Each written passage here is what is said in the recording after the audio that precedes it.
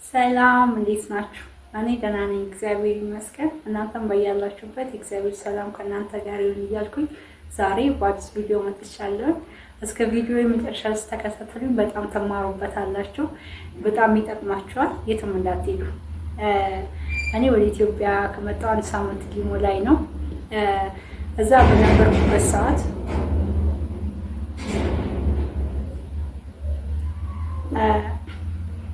በስራ ምክንያት ከኢትዮጵያ ውጭ በነበርኩበት ሰዓት እዚህ ደግሞ ልጄ ጋር ሰው ነበር፣ ባቢን የሚንከባከበው የባቢ ሁለተኛ እናት ማለት ነው ነበረች። እሱን ትምህርት ቤት የምትሸኘው የምትንከባከበው ልጅ ነበረች።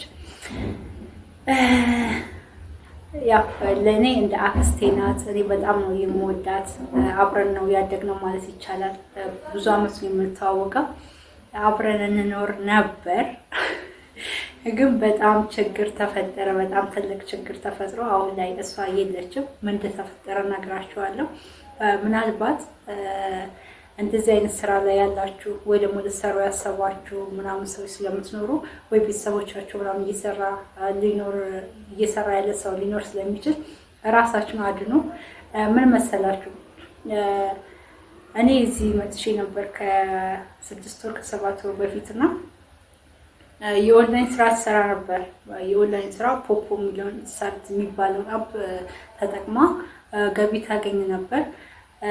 እኔ ደግሞ እሱ ስለዛ ብዙም ባላውቅም ያው የሚሰሩ ሰዎች ምናምን በዙሪያ ስላሉ ምንም ጉዳት እንደሌለው ምናምን ስለማቅ ታይ ምናምን ብዬ አልከለከልኳትም። እሷን እስከጠቀማት ድረስ ሞክራ እስከጠቀማት ድረስ ታይ ማለት መብት የለኝም። ለዛ ተውኳት ማለት ነው። ከዛ ምን ተፈጠረ? ብር የለመደ ሰው ያው ብር በቃኝ አይባልም። ምንም እንኳን የተረፍረፍ ያለ ሀብት እንኳን ቢኖረን በቃ አንልም፣ ሰው ነንና ማለት ነው። እና እሷ ደግሞ በፖፖ ስራ ፖፖ አፕ ምናምን በሚባለው አፕ ገቢ ታገኝ ስለነበር ሌላ የኦንላይን ስራ መፈለግ ጀመረች ይመስለኛል። ከዛ ግሩፕ አላቸው መሰለኝ። ችግር ሲኖር ወይ ደግሞ መመካከር ሲኖርባቸው ግሩፕ ከፍቶ ነው የሚመካከሩት መሰለኝ፣ ሀሳብ የሚለዋወጡት። ከዛ ግሩፕ ላይ ነው በቴሌግራም ይመስለኛል ስልኳን ያገኙት፣ ያናግሯታል ማለት ነው ሌላ ኦንላይን ስራ እንድትጀምር። እሷም ተስማምታ ሌላ ኦንላይን ስራ መስራት ትጀምራለች ማለት ነው። እየተሰራ የሆነ ሰዓት ላይ ብር እናስገባለች፣ አካውንት ላኪልን ይሏታል ማለት ነው። ያው ብር ነውና በመቀጠል ደግሞ በፖፖም ስሰራ ስለነበር በዛ ተጠቃሚ ስለሆነች ይሄኛው ችግር ይደርስብኛል ምናምን አላሰበችም። አካውንት ላከችላቸው መሰለኝ የንግድ ባንክ። ከዛም የንግድ ባንክ አካውንት አይሆንም፣ እኛ ከኦሮሚያ ባንክ ጋር ነው በህብረት የምንሰራው ምናምን ብሏት የኦሮሚያ አካውንት እንድትልክ ይነግሯታል ማለት ነው። የኦሮሞ ባንክ አካውንት እንድትልክ ይነግሯታል። እሷ ደግሞ የኦሮሚያ ቡክ አልነበራትም። ከዛ እዚህ ግቢ ውስጥ ሌላ ሰው አለ፣ ጎረቤት ተከራይ ማለት ነው።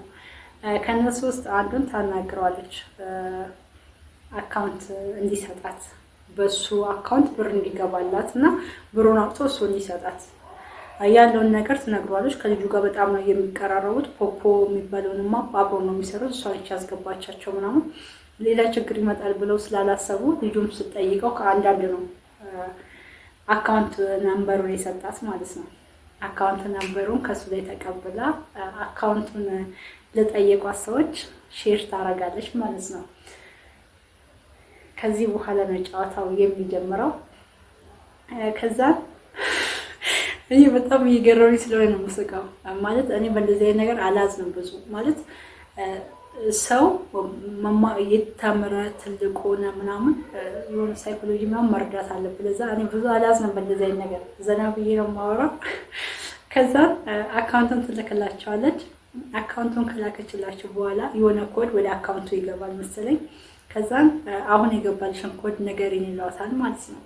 እሺ ብለው ወደ ሰው የተላከውን ኮድ በአካውንት ነበር የሆነ ኮድ ተልኮ ነበር። ያን ኮድ ንገሪኝ ስሏት ኮዱን መንገር።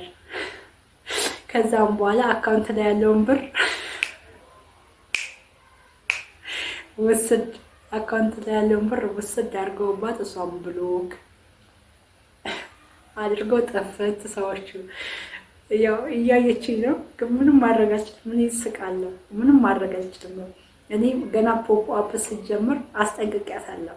ብዙ አጭበርባሪዎች አሉ። እሞክራለሁ ካልሽ ሞክሪ፣ እኔ አንቺ ቢያልፍልሽ ደስ ይለኛል፣ ግን ተጠንቀቂ ብያታለሁ። እና በእርግጥ በፖፕ አፕ ምንም አልሆነችም፣ እግዚአብሔር ይመስገን እየሰራች ነው።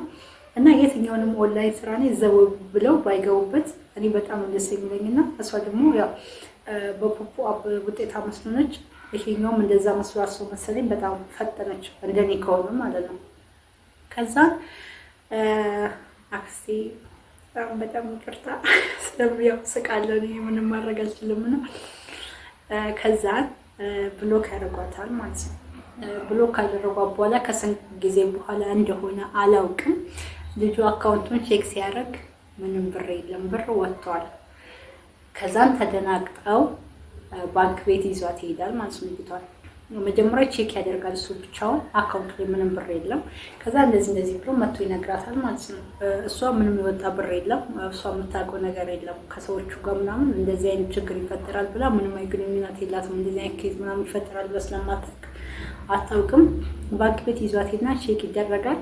ከዛ ቼክ ሲደረግ ባንክ ቤት ምን ይሏታል?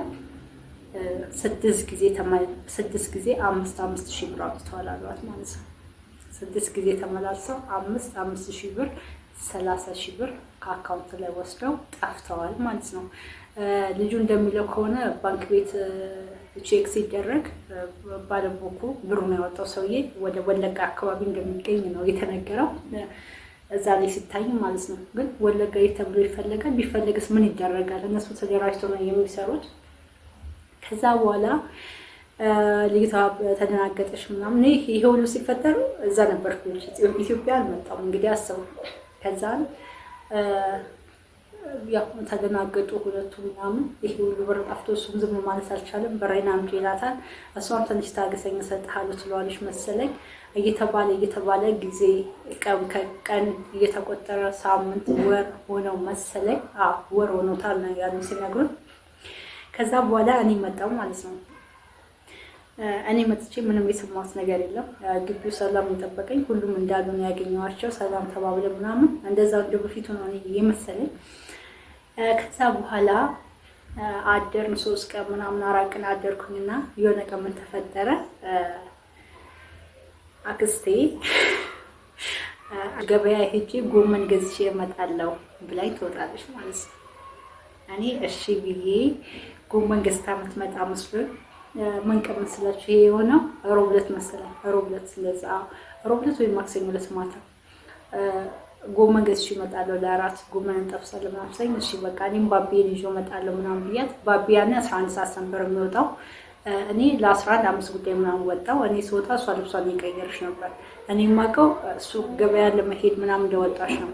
እኔ ቀድሜያት ነው ወጣሁት። ከዛ ግቢ ሰው ስለነበረ እኔ ቁልፍ ይዤ አልሄድኩም። ቤቱን አትቆልፊ ተመልሼ እመጣለሁ አልቆይም አልኳት ማለት ነው። እሷ ግን በጨረሰች ሰዓት እንድትወጣ ነግሬያት ሄድኩኝ። ከዛን ባቢዬን ይዤው መጣሁ። ስመጣ እንዳልኩትም በሩ ክፍት ነው፣ አልተቆለፈም። እሷ ቤት የለችም። እኔና ባቢ መጣን። ባቢም ልብሱን ቀየረ፣ መክሰስ በላ፣ ሆምወርክ ሰራ ምናምን ተጫወትን። ሰዓት እየሄደ መጣ ማለት ነው። እሷ የለችም። 12 ሰዓት 12 ተኩል 20 ጉዳይ ምናምን ወደ 1 ሰዓት ምናምን ሲጠጋ በጣም ማሰብ ጀመርኩኝና ኧረ ምን ተፈጠረ ምናምን የጎረቤት ስጠይቅ ደወሉላት። ስልክ አይነሳም። ስልክ ተቀያይረን ደወል አይነሳም። በጣም ተደናገጡ ምናምን። ያው እነሱ ኬዝ ስለሚያውቁት ተደናገጡ። ምን ተፈጠረ ምናምን ብዬ እኔ በቃ እኔ ለእሷ አዘንኩኝ። ስልክ ጠፍቶባት ነው፣ ስልክ ቢጠፋ እሷ አትመጣም ምናምን ብዬ አሰብኩኝ። እነሱም በጣም ተደናገጡ። በተደጋጋሚ ይሞክራሉ ምናምን፣ ስልኳን አታነሳም ማለት ነው። ከዛ በኋላ ብሩ የተወሰደበት ልጅ ሳይሆን ሌላ ሰው አለ እዚሁ ግቢ ውስጥ ነው። እሱ ነገረኝ ማለት ነው። እንደዚህ እኮ እንደዚህ አይነት ነገር አለ ምናምን ስለኝ በጣም ደነገጥኩኝ። ማለት ብሩ ትንሽ አይደለም። በዚህ ጊዜ እንኳን 30,000 3,000 ብርም በጣም ነው የሚከብደው። ካሌለ የለህም ነው። በጣም ደነገጥኩኝ ምናምን። መጀመሪያ ቢነግሩ ወይ እኔ እንጃ ብቻ መጀመሪያ ቢነግሩ ነው ምንም ላናመጣ እንችላለን፣ ግን ብንሰማ አሪፍ ነው። እኔ ምንም የማውቀው ነገር የለም። ሁለቱ ናቸው እንግዲህ ተስማምተው ምናምን ያደረጉት ነገር ነው። እኔ ጋር ብትኖር ልጅቷ እኔ ምንም ማድረግ አልችልም። ከዛም ጠበቅና ደወል አትመጣም። ልጁ መጣ፣ ብር የተወሰደበት በጣም ደነገጠ። ስልክ ተሞከረ ምናምን የለችም፣ ጠፋሽ ማለት ነው።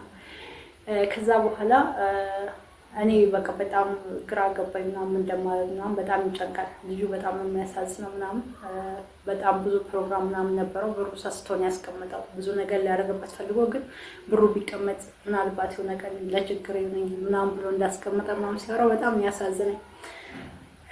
ከዛ በኋላ እስቲ ልብስ ደግሞ አለ ልጅ ታጥቦ ምናምን አልደረቀም እንዳለ ልጅ ስታሪ ልጁ ነው። እስቲ ሌላ ልብስ አለ ምናምን ብለን ከልጆች ጋር ሶስቱንም መኝታ ቤቷ ገብተን ልብሷን ቼክ ሳደርግ ደብዳቤ ጽፋ አስቀምጣ ደብዳቤ ጽፋ ምናምን አስቀምጣ ሄዳለች ማለት ነው። እና ደብዳቤው ላይ በቃ የሚገርም ነገር ነው የሚለው እኔ የሰብር ስላለብኝ ምናምን ሄጃለሁ እና ይቅርታ ምናምን ብላኛለች። እኔ ምንም እንዳላረኳት ምናምን እና የሰብር መፈላቅቷት ምናምን ግራ ሲገባት ምናምን መጥፋት እንደመረጠች እንደዛ ነው እዛ ላይ የገለጸችው። እንግዲህ ዛሬ 3ኛ ቀኗ ምናምን ይዛለች። ምንም የት እንዳለች አይታወቅም። ስልኳ ይጠራል፣ አታነሳም። እና ልላችሁ የምፈልገው በስፋ የደረሰ ወይ ደግሞ በዚህ ልጅ የደረሰ አንድም በእኔ የደረሰ በእናንተ እንዳይደርስ መጠንቀቅ አለባችሁ። ምክንያቱም ይሄ ብሩ ጠፍቷል። እሷም ደግሞ በሰላም ከምንኖርበት ቤት ብሩ መክፈስ ባለመቻሏ ጠፍታለች። እኔም ደግሞ ከልጅነት ጀምሮ አብራት ያደግን ልጅ አጥቻታለሁ ማለት ነው። በዚህ አጋጣሚ በጣም መወዳት ማለት እንዴት ብዬ ልንገራችሁ፣ በቃ እንደዚህ በሰፊው ማለት አልፈልግም፣ ግን በጣም መወዳት የኛ ቤተሰብ ውስጥ ማለት በጣም እንጃ በጣም የምንቀራረበው እና ልክ የቤተሰብ አካል ሶለኛና አንድን የቤተሰብ አካል አጥቻለሁ። እኔም በዚህ ምክንያት ልጅቷ ጠፍታለች፣ አሁን የለችም። ስለዚህ የኦንላይን ስራ ሲጀምሩ በጣም በጥንቃቄ መሆን አለበት። አካውንት ላኩ ስትባሉ ሌላ አካውንት ወይ ለኦንላይን ስራ ብላችሁ ትርፍ አካውንት ተከፈቱ ይሆን አለ ወይ የንግድ ባንክ ወይ የአዋሽን ባዶ አድርጉትና በ100 ብር በ200 ብር ከፍታችሁ አካውንቱን እንደዛው ባዶ ይቀመጥ። አካውንት ስትጠየቁ ያን አካውንት ስጡ እንጂ እንደዛ እንዳታረጉ። እንደዚህ አይነት ነገር በጣም ተስፋፍቷል። እኔ እዛ ውጪ ያሉ ነበረዎች ጓደኛቸው እንደዚህ ኦንላይን ስራ በዋትስአፕ ጀምራ ምናምን እሷም ብር እናስገባልሽ አካውንት ሽላኪ ብሏት አካውንት ልካ ወደ 100 ምናምን ሺህ ብር ወሰዱባት እና በጣም ተስፋፍቷል። ተደራጅተው ነው የሚሰሩት እና ራሳችሁን ጠብቁ እና ራሳችሁን ጠብቁ። በጣም ከባድ ነው። በቃ ሌባ በዝቷል። በዚህም በዛም ድሮ እያፈዘዙ ነበር። አሁን ደግሞ በኦንላይን መጥተዋልና የኦንላይን ስራ አገኘን ብላችሁ ሳፈላችሁ መጀመሪያ መርምሩ፣ ጠይቁ፣ ትዕግስት ይኖራችሁ። በጣም አትፍጠኑ ነው ልላችሁ የሚፈልገው። የዛሬ ቪዲዮ ይሄን ይመስላል። እርግጠኛ ነኝ ትማሩበታላችሁ፣ ይጠቅማችኋል። ከእናንተ ቤተሰብ አንድ ሰው ምናልባት የኦንላይን ስራ ምናምን ቢሰራ የተዘጋጀ ሊኖር ስለሚችል ይሄ ቪዲዮ ሼር አድርጉለት። ዩቲዩብ ሰብስክራይብ አድርጉልኝ። አመሰግናለሁ። ቻው።